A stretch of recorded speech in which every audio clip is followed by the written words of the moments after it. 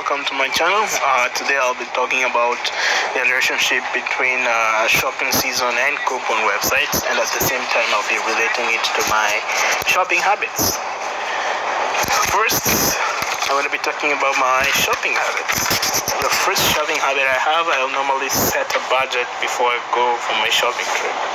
And I'm going to spend a set amount of money, maybe in the period of 2 weeks. I normally do my shopping every 2 weeks. That when I'm going to the supermarket, I'm going to buy my needs for the next 2 weeks, and I set aside a specific amount, and I try as much as possible to not go over the budget, which I normally fail most of the time.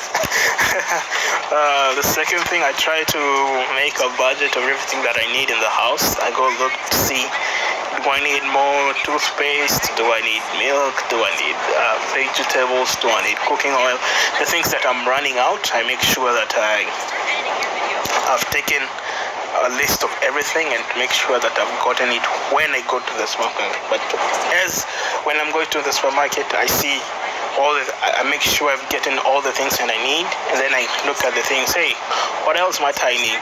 And mostly it's things that I don't need. When I'm thinking outside the budget, it's normally the things that I don't need that I go and take. That's why I'm always over the budget. But I try as much as possible to make a list of the things that I need. The third thing I try to do is my shopping when there's less people in the supermarket. When it's too crowded, it makes the shopping experience very unpleasant, and it's not very nice. I don't like it when there's too many people. Your mind feels so crowded and congested and clustered. And you're not able to move from point A to point B. I like it when it's less people. I'm able to move from point A to point B. I'm able to calculate my math in quiet, in a peaceful way when there's less people, and I'm able to interact with the customer care specialist to ask questions about certain products, because there's not many people in line to ask them, and I'm able to interact with them. It's much nicer when there's fewer people in the supermarket, and that's my biggest preference.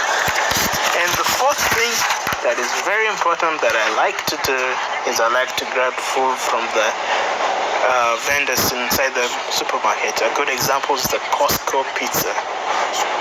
Everyone knows how good Costco pizza is, and after I'm done my shopping, I reward myself with a very good, nice slice of pizza. Which, trust me, if you haven't tried it, it's amazing. Very, very amazing. Okay, now I'm going to talk about the relationship between the shopping season and the coupon websites. Both of them are very similar. They have equal similarities, and I'm going to talk about them more. So the first thing is that they both help customers save money on the items they purchase. For example, during shopping season, the prices are most of the time are lower because they want people to buy small things for their family. For example, when you're buying a gift for your children, for your family members, normally the prices are lower, so that they make sure the supermarkets make sure that people buy a lot of things during that time, and which is good, and it helps people to save on money during the shopping season. A good example is Christmas. The second thing, both involve buying in bulk. For example, if you buy stuff online, most people buy a lot of things. Once they buy a lot of things, they use coupons to make sure the prices reduces by a certain amount, by 10%, 20%, 30%, which makes them feel much better and able to purchase more things.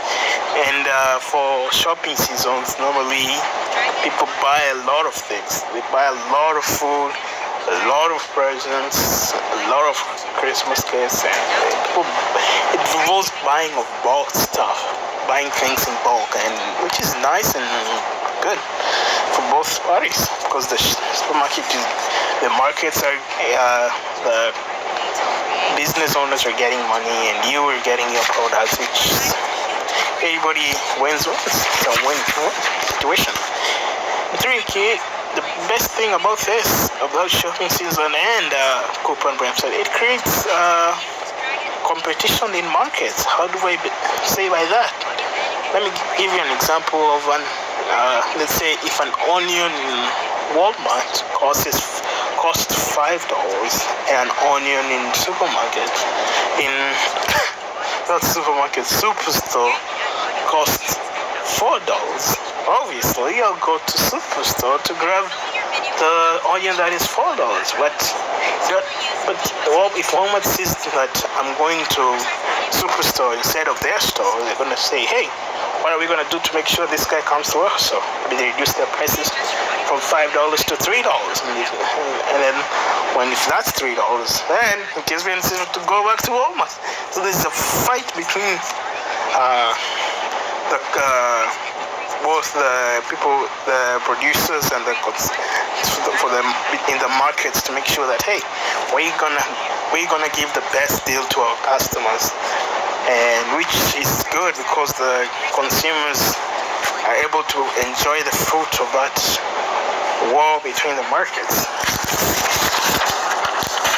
The fourth thing is, it's kind of a disadvantage, but it's the most thing with comparing between two is that it involves spending a lot of money. If you think about it, during Christmas season, you spend a lot of money, but it's cheaper. But the cheaper sense makes it that you don't feel guilty about spending that much money because you get it at a cheaper price. But you still spend a lot of money, same as coupons. Once you buy things online, normally you're buying things which are expensive. For example, let's say you're buying a TV for $500.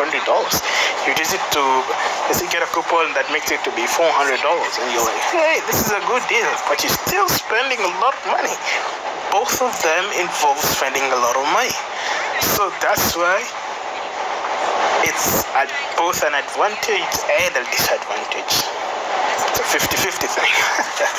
Anyways, thanks for watching. Hopefully you're doing well and fine, and have a good day.